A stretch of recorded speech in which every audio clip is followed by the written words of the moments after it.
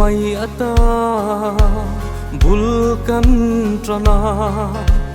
beidon avangin mi tui luang thin ma se hele chen min han shuai tak mai hi lalpa rin tlak le bel tlak i lo ni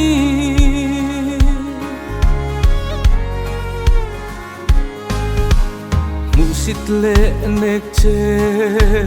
pin ka oma van duai na then tu hial angai ni mai lang lalpa nang ka ne na chuani om zela iro pui na in ka khata hey hiani khovel ne na chu khovel ne tu Krista nei hi atu chuan katan hianin lalpan ni le tha te po achel dingang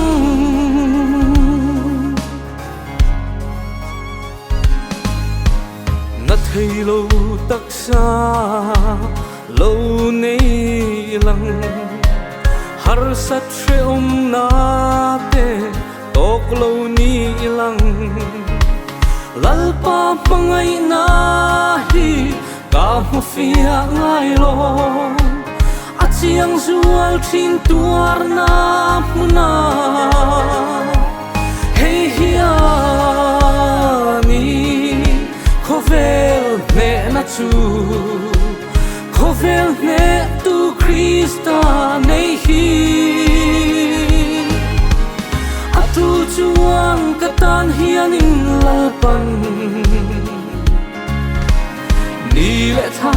te po achel dingang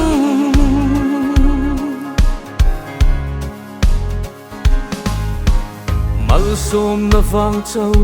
a lom ni lang vui na hlirin sing nun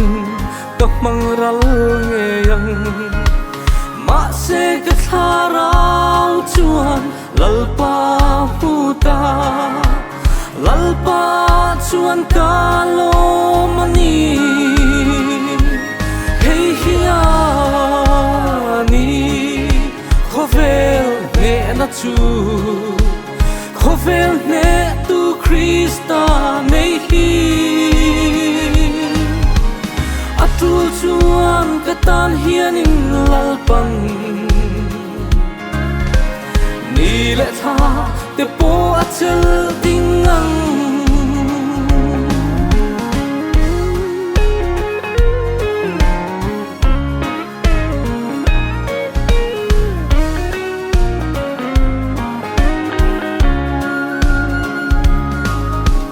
na thei lo taksa lo nei lang har sat she na te tok lo ni lang lalpa pangai na hi ka mu fia ngai lo achiang zual thin tuar na muna hey hiani khovel ne na chu khovel ne tu Krista nei hi atu chuan katan hianin lalpan ni le tha te po achel dingang